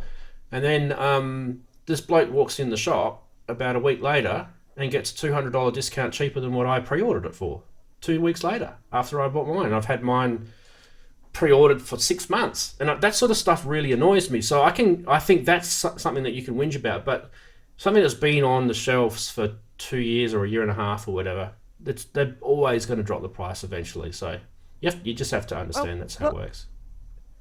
People are sort of thinking that this means they're not going to support it, but I'm thinking, well, they might want to sell, and it's before Christmas. Why wouldn't they do that? Yeah, I think so. Just so you guys know, in Australia we have pretty steep import taxes and duties. So Australia is not a very cheap place to not only to ship stuff, because it's on the bottom of the planet. It's miles away from anywhere, so it costs a lot of money to get stuff here. But at the same time, we have very expensive import duties and taxes. And then on top of that, we charge GST, which is kind of like your VAT over in the UK. So it's crazy. So basically, something like that Akai Force, if I was to buy that through Gear for Music and then ship it over, I actually have to pay all these extra taxes to buy it, because it's over $1,000 Australian. That is, it's not over £1,000, but it's over $1,000 Australian. Then it starts incurring all these extra duties and taxes and stuff. So yeah, I can't get the Force at all. If anything is about £500-600 or below in the UK, I can buy it because I won't get charged the extra duties and taxes. But anything above that, I can't. Could you get someone to buy it for you overseas and post it to you? Oh, you could, but you've got issues with doing that. So you obviously have to have someone you trust. The problem comes with insurance as well. So the camera I'm talking to you on was sent free from America from my friend I Will Create. And he sent it me as a mate, and he said, look, you can have it. But it cost me almost as much as they are new to get it, to pay tax on it, because he'd written how much it was originally worth on, and they charged me the tax for that. So, yeah, be careful what you buy. Know the tax before you're going to get it. Oh yeah. You can. When you guys can get tax on things. When you guys have your Brexit eventually, that's going to change as well. When you're buying stuff from Toman, even, so you won't even be able to get stuff from Thomann. Like at the moment, the prices that you're getting from Thomann are pretty good, but when Brexit comes through, it's going to be even worse. If you buy anything from Thomann, you get the European adapter, don't you? So we always buy gear for music. Yeah. The only thing I've ever seen at Thomann I want is the Force case. The case where you put it on and you close it and you just take the lid off and all the wires are ready to go. Yeah, so we use gear for music. I can't remember what I bought from Thomann. I bought something from there. I've used Thomann. I bought something very big from Thomann. It came on a pallet. Wow. Not joking. It's the whole desk that I'm sat at. The whole desk that I'm sat at came from Thomann a few years back. Yeah, but no plug. You what? Doesn't have a plug with it, because the problem is the plugs. Does the desk have a plug? No. It's not that sort of desk, Inky. Beep, beep. But yeah, it came on a pallet. The throne. The guy came, delivered it. He says, "Do you want the parcel?" I says, "Yeah, no problem." Because it's like a flat pack, but it weighs a ton. And he had to get one of those trolleys to get it out of the van, drop it down. So that's the only thing I bought, I think, from Thomann.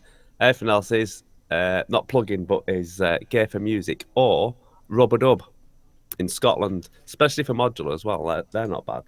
Well, Tonka's good. Yeah. Or Thonk. Yeah. How do you? Yeah. Is it? I think you say Tonk. Thonk. Yeah, they're pretty good. I'd say Thonk. Yeah. They're pretty good for modular.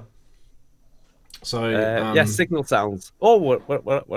Yeah, but I'm just putting it out there. Like we've got like about 2 or 3 retail sort of distributors for Eurorack stuff here in Australia, and they're absolute like they never have anything in stock ever. And I can understand why, because there's not a market here. There's like, how many people in Australia does it? 26 mil. Yeah, about that. Yeah. Yeah, so we're just tiny. So there's, but I just buy everything overseas now. It's just easier. Secondhand too. So yeah. I'm always secondhand bargains. The RD8, I thought I got a pretty good deal. I got it for 478, I think. Which was, I thought, the best price I'd seen, and that was one of the main reasons I went for it. Under $500, and we added on about $20 for postage from Queensland down to here. That's actually really good. I have to admit, I was looking at the RD8 the other day, and I was about to pull the trigger on it, and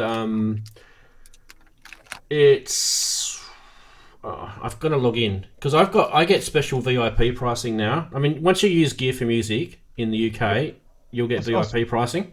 Yeah. And they give you another discount. So they're pretty good prices as they are, but then they give you another discount, right? But sometimes you have to watch out for that, because I found it on a deal. Yeah, here we go. Look at this, guys. Cheaper than my VIP account. So there's the RD8 on Gear for Music, and it's £283, right? But on mine, if I log in, it's £235. So that's what, almost £48 discount. That's massive. So and then if I was to buy that, they don't charge me VAT because it's an international sale. I pay the GST when it comes in through the customs side of it. So so that's actually pretty good. So £235. I have to add postage, but just for shits and giggles, without the postage. Don't press that button. 442 Australian dollars. That's for a brand new one, not for a second-hand one. For a brand new one. So that's pretty good. I wish you hadn't shown me that. I didn't know it was that cheap over here on the VIP account. Yeah. Stop listening to me, Inky. I said don't push that button. Yeah, if you get it through our local people here in Australia, that's the price.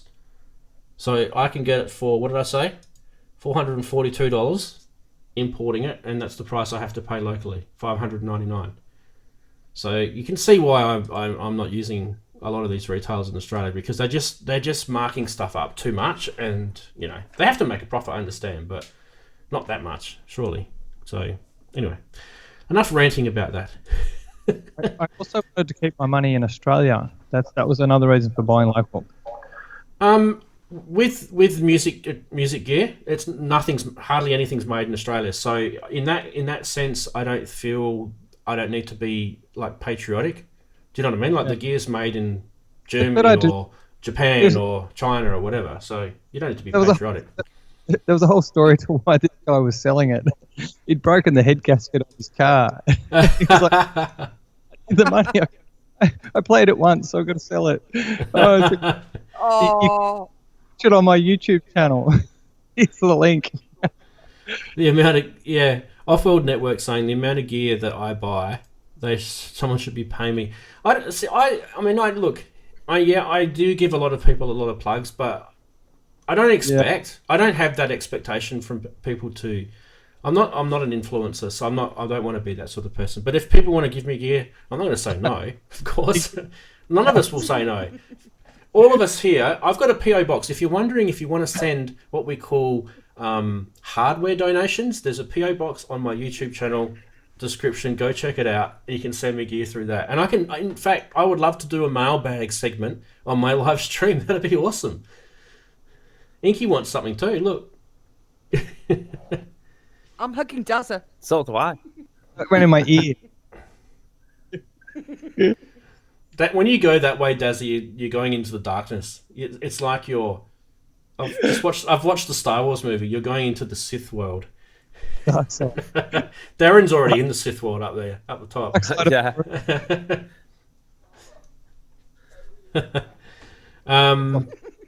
£239 for Axel Soft. Can I tell a couple more stories? Axel Soft, I don't love you as much as me. I get £4 extra. Nah. I don't know why. It's weird. Free shipping, though. I don't get free shipping, so there you go. Yeah, tell us a weird story. I have to get you to do my shopping for me next time, Rans. You would have saved me like $60. Oh, $60 is not that much.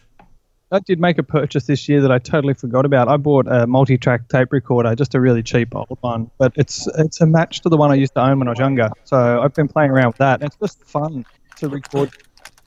I tape just 40 minutes or whatever, and I'll get use out of that. It's sitting up here at the moment. That's fun. But the other thing I've got for Christmas is the RNC, and that I think is making a huge difference. It's funny, you can't really hear what it does, but all of a sudden the sound is more muscular and metallic, and it's got weight to it. So considering that I'm not using a DAW, I'm not using any post-processing, these things are really interesting to experiment with the dynamics. What did you say it was? Because I think audio just cut out. My whole voice is cutting out right now. It's the RNC compressor. RNC stands for really nice compressor. It's the 1773, based on an 1176. It's a very smooth, transparent compressor, but I'm running it in parallel, so I've got like a parallel compression type where I can just squash the crap out of that and keep the transients through the mix. FMR audio? RNC FMR, yes, that's right. Yep. Someone's got some audio that's coming back through the stream. Someone could be. Is it me? Probably is. When I'm talking, I don't know why. Here we go. This is the RMs. Let's give them a plug. This looks like one of those electronic projects that you used to get through Dick Smith. Yeah, but it's really nice to put together. Very, very smooth. I like how it's got the It's got a side chain back. Yep. So I was splitting the signal from the Korg, the Volca Beats, and running the kick drum into the back of it, and running the kick drum also into the main signal.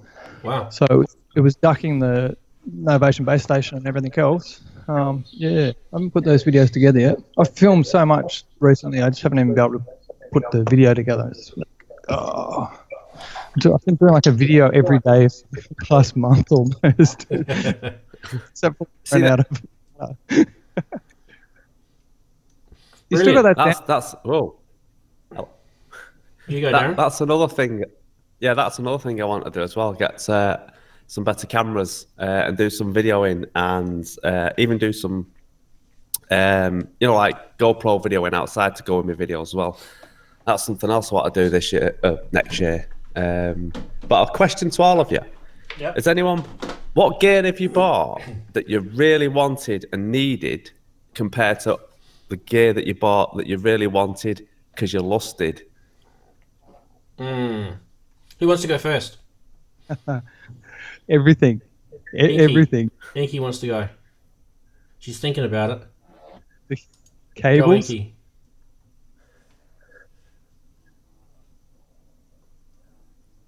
What happened to Inky? We can't hear her. She's muted. You've muted yourself. Take a drink. Okay, Take a drink. Say again. Right. So I bought the MPCs. I thought the future of DJing. I bought them. I'm happy. I'm really glad I bought them. Versus lusting. Digitone. Lusted over the Digitone. Kind of to some degree the Force, although that's hard to kind of admit. I think the Neutron I need to get into because I want to get into modular without the expense and all the wires. So yeah, I did okay, half and half. Okay. All right. Dazza, your turn. Oh, he's not sitting. Hang on, he's sitting down now. Go. You're muted. You can drink too. Still muted. Still Everyone's muted. muting. All right, we'll go to. I'll go to me. Okay, we'll do me.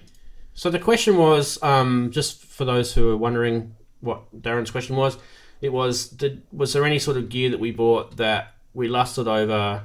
What was it again? Did we kind of wanted or not? What's the gear that you really wanted that you got compared to the gear that you really lusted and got? Okay. MS-101. Wanted is a needed. MS-101 would be the gear that I lusted and got and wanted.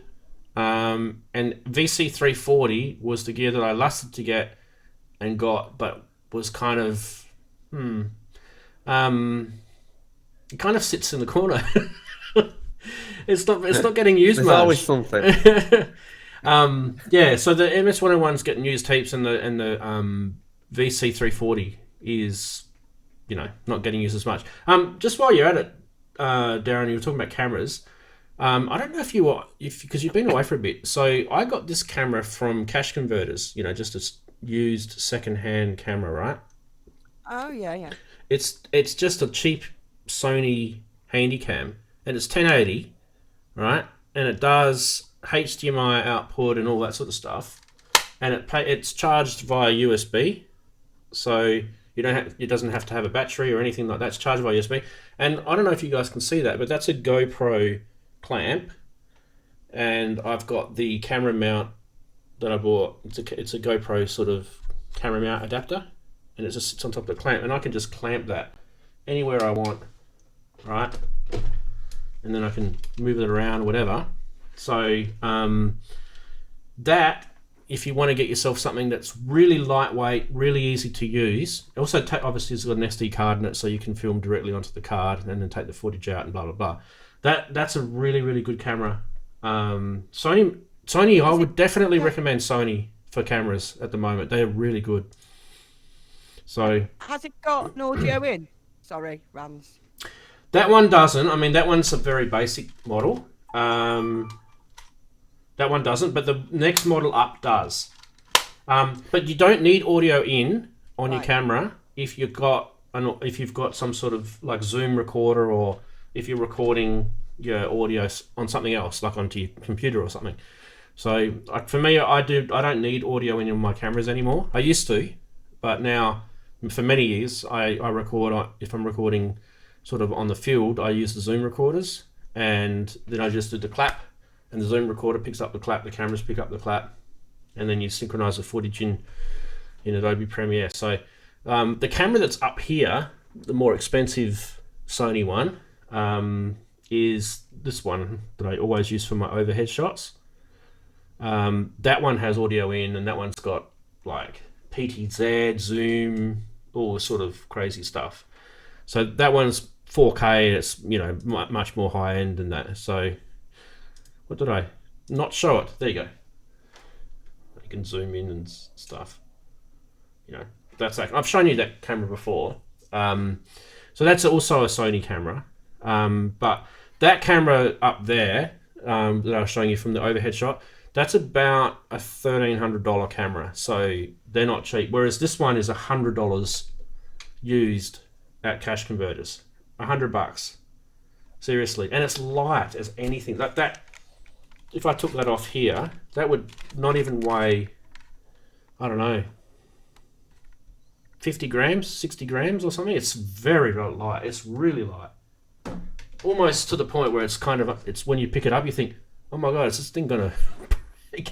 But if you look after it, it won't. Yeah, I just thought, Darren, if you're going to start doing that sort of stuff, handy cams are good, are really good.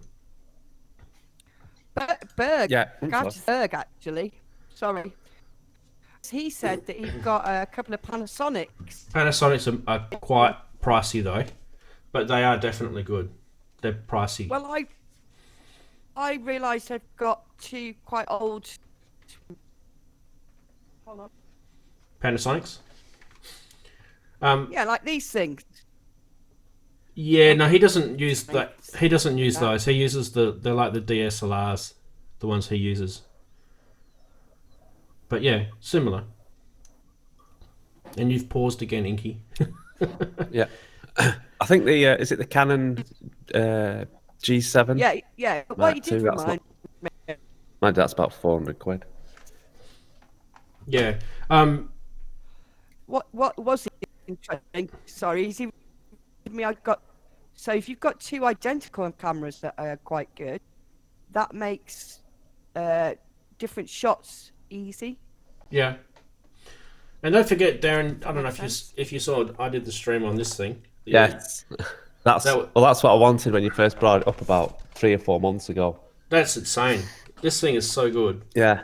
It is really, really good. And I've had a guy contact me about that. And because I use vMix, and he was asking me how it works with vMix, and it works so good with vMix. So this is what I use to do live streams on.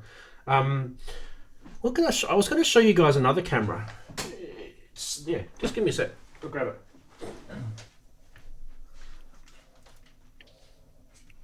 Can you hear me there, guys? I'm going to try and. Can hear you. I'm going to try and hear swap. you now. I'm going to swap around to the RC505 and see if I can get audio. Are you still having the problem with audio? I had to take that hat off. It was getting so bad. Can I just show you guys this before you start talking about other stuff? So all of the really high-end videos that I've done on my channel for the last 2 or 3 years have been done with this camera. So this is a AED DSLR, right? Does 1080p. It's not 4K, so but that's set up there. Oh, sorry, Mike. 50mm lens. That's set up there, and that's with the Rode mic and everything on it. That is a really good rig. That's expensive, but that's a really good rig. If you guys want to do really good stuff, you can get, those photos that I do with the bokeh sort of blurry, some parts of it in focus, some parts, it gives you that sort of real dreamy sort of looking stuff. I use this camera for that. Sometimes I use my Samsung phone for that though, because it actually does a pretty good job. But that is like really, really good for, like if I was to go to NAMM, I'd probably take the Sony, and I'd probably take this as a second cam. So this would be, I'd use this for shots, for like nice dreamy looking shots, and I'd use the Sony for the video, because it's just so good, low light, high light, any light, disco light. So yeah, we kind of tangented with cameras today. People are talking about Nikons and... That's good though, Rands. I've been looking up cameras this week. I actually looked up the one that you mentioned a few weeks ago. So yep. I'll get something in the new year. So I keep forgetting the model of that FDR AX33. If the big Sony one that I've got, FDR AX33, and I think there's a new one out now that. What was the one you noticed that's in the background with the Rode mic there? What's that model? Oh, the Canon. Yeah. The EOS 80D. Yeah, the 80D. Yeah, no, that's a classic. Yeah. The reason why the 80D is good, and you've got 7D, you've got 6D, you have all these different ones. The 80D was good because it actually does a really good video. So it's good. It's it's not like a 5D Mark IV or anything like a professional photographer would use, but it's like it does good video. So that's why I got it, because I'm a video guy. So yeah, I want a good video camera. I'm about to over audio here. And that one is that Sony one that I was talking about before is a HDR CX405. So for those playing along at home, want to know the model number, HDR CX405. There you go. But yeah, I mean, you don't need that many cameras. You just need a couple to give you that sort of couple of different angles. For me, that camera that I'm using right there is just a Logitech webcam. That one there. That's my live stream. Nothing wrong with it. Perfectly good camera. So don't think you need to, people use these, for live stream. Like, it's just overkill. You don't need it. It's fine to do. I could use the Sony, I could use that Sony. It doesn't really matter. So yeah. Can you hear that? That's coming through? I can hear you. Oh, good. Okay. I've swapped over to the RCA. It's going out through the DJ mixer and coming in through the 505. Okay. A little bit complicated. Sorry. Sorry to probably, butt in. it probably sounds cleaner if I'm honest. Yeah, I'm trying to fix it up. So how's that? Yeah, it sounds cleaner. Absolutely. Cool. Yeah, I can hear you. Oh, sorry. Thank you. I'm back. I needed to do this next time. Yeah, you were kind of cutting, like your audio was kind of, you were talking and you were kind of cutting in and out. So I don't know whether it was some sort of gate or limiter or something that you had. It's going out to the DJ mixer, to the RC505 where the microphone is, and then coming back in through the DJ mixer back to the computer. Now the audio is going out to the DJ mixer to my headphones, and the microphone is going just to the 505 back into the computer. Does that make sense? Yeah, it does. And what was the other thing? I was also talking about GoPros as well. Do you remember I was talking about GoPros a few weeks ago? I can't remember my GoPro's back there. I've got a Hero 7 Black Edition. Anything from 5 onwards are good because they've got the screen on the back, so you can see what's going on. You don't have to use an app to see what's going on your GoPro. The only thing I don't like about GoPros, though, if I want to use it as like a HDMI feed, like into a switcher like this, they don't have a very fast HDMI output feed. So they're good at recording, and they actually got a really good, very good light. They make beautiful, anything from 5 on. I think the 7 is actually probably the better. Like I've done footage on, just riding my bike around the neighborhood here, and you can ride directly with the camera pointing right at the sun, and it just looks beautiful. Like it's got some really good, sensors on it. So they've done a really good job. So when you're doing sort of like your gear stuff and you're recording directly onto the SD card, and you're doing the clap thing, GoPros are great. So it's just that if you're feeding out of the HDMI output on it, not so great. So just so you guys know. So Darren, for you, the GoPro is probably not the greatest thing for this. Okay. Yeah. Whereas the Sony cameras and the Canon cameras and anything that just does a HDMI feed and it's a bit more real time. If you go back to that live stream and check out the one I did on the Blackmagic A10 Mini, you'll see that thing just fell over. You'll see the delay. You'll see me move my hand, and you'll see it hand moving with another camera, and then you'll see it moving with the GoPro, and it's like about a second delay almost. So yeah, it's good to see that sort of stuff going on. So yeah, it doesn't really affect you guys. If you're going to be filming with your GoPro, you're going to be filming onto the SD card on it anyway, so it doesn't matter. Yeah, cool. What did we get to? Our 2 hours on the stream. I think it's almost time we called it quits, guys. What do you reckon? Yeah. Inky's Yep, close mouth one then. I Inky's was sitting here with frozen. Inky's internet has been shocking today. I think Inky's internet's frozen today. What's the weather like down in Cornwall, Inky? Not sunny. It's raining, cold. Is your internet in your little room there? Is that like a Wi-Fi sort of setup? Yeah, but I've actually moved it closer to the Wi-Fi box. It's not an issue. I think the issue is with the general Wi-Fi area.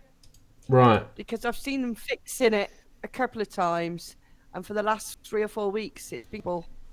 I think I've ride it out. It's not to do with my end. If you know what I mean. Yeah, it's to do with your provider. So I've got hardwired into my box.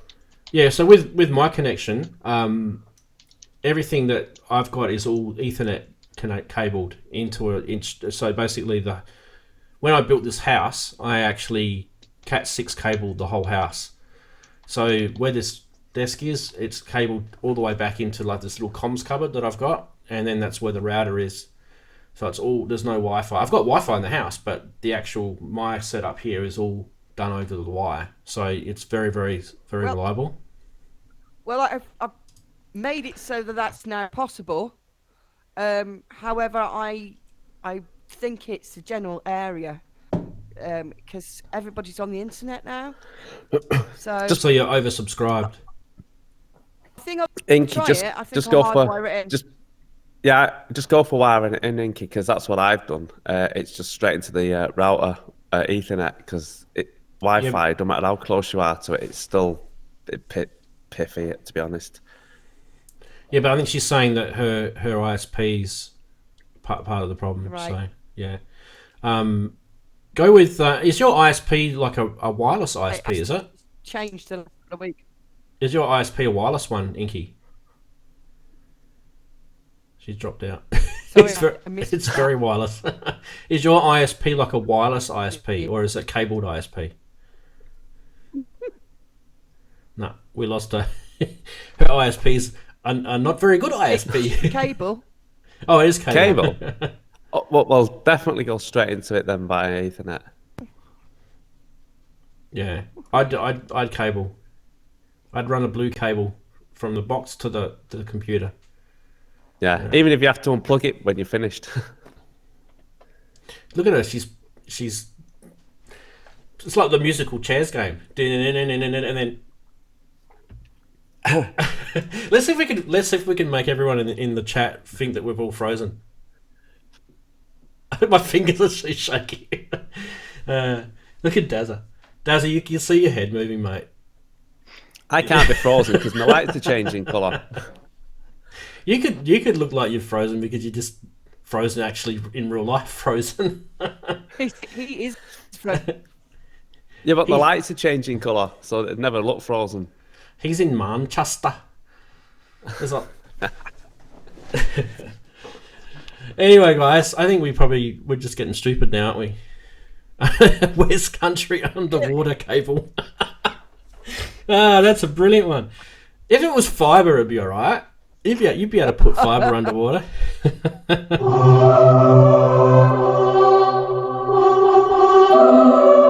All right, you're a goner.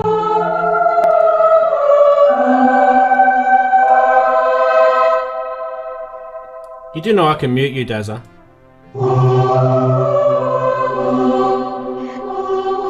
There you go, I muted Dazza.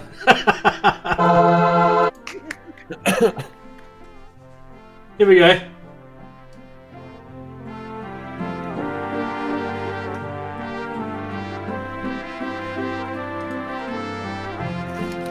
How cheesy is that?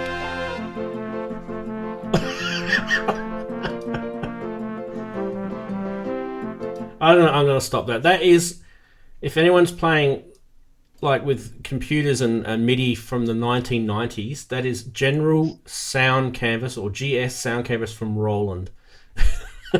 Playing jingle bells. Oh my god! I actually had to mute the drum track on that because it was so bad. Can we have more jamming next year? Yeah, we can definitely have more jamming. Anyway, I think we'll I'm